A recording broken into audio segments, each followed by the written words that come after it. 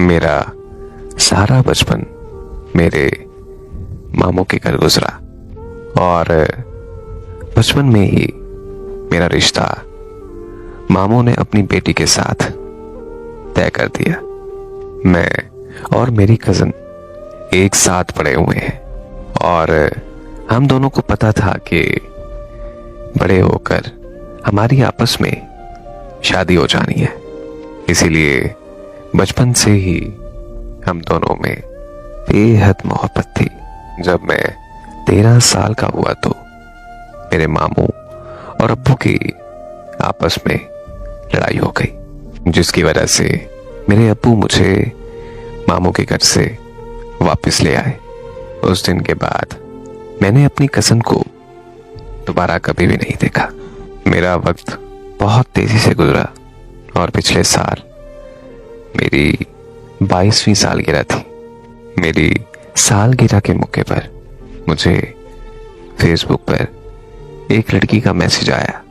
मैंने जब उससे बात की तो मुझे पता चला कि ये तो मेरी वही कज़न है जिससे मैं बेहद मोहब्बत करता हूँ, जिससे बचपन में मेरा रिश्ता तय हुआ था।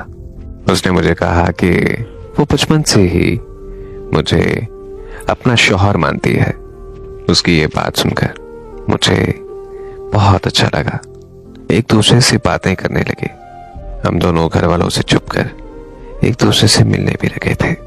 हमारा प्यार पहले से बहुत गहरा होता गया और हमें लगता था कि एक दिन हमारे घर वालों की सुलह हो जाएगी और तब वो हमारी शादी के लिए भी मान जाएंगे। एक हफ्ता पहले हम दोनों एक रेस्टोरेंट में बैठे थे कि अचानक वहां मेरे मामू ने हम दोनों को एक साथ देख लिया। मेरे मामू मेरे पास आए और उन्होंने मुझे एक जोरदार थप्पड़ रसीद कर मारा। उसके बाद वो अपनी बेटी को लेकर चले गए। घर पहुंचते ही मामू ने उससे मोबाइल ले लिया और उसका घर से बाहर निकलना बिल्कुल बंद कर दिया। मैंने अपने अब्बू की बहुत ज्यादा मिन्नतें की कि वो मेरे मामू से सुलह कर ले, लेकिन मेरे अब्बू ने साफ साफ इनकार कर दिया और कहा कि वो मेरी शादी वहां किसी सूरत नहीं करेंगे। इसके 2 दिनों बाद मुझे पता चला कि उसका रिश्ता पक्का हो गया है और ठीक 1 महीने बाद उसकी शादी भी होने जा रही है।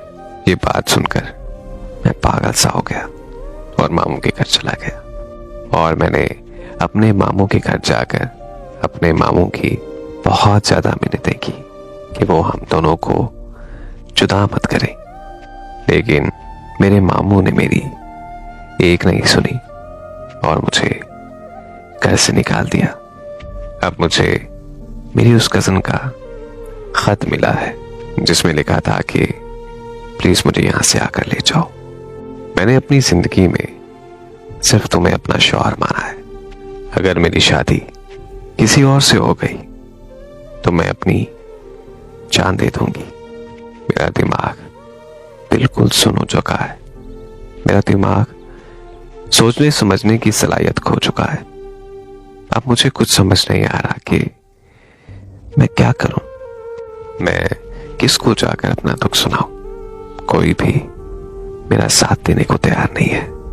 अब तो मुझे सिर्फ 2 ही रास्ते नजर आते हैं कि या तो मैं उसे लेकर भाग जाऊं या फिर मैं भी अपनी जान दे दूं। प्लीज आप सबसे मेरी दरखास्त है कि मेरे लिए दुआ करना कि मेरी जिंदगी में कोई मौजज़ा हो जाए और हम दोनों एक हो जाएं।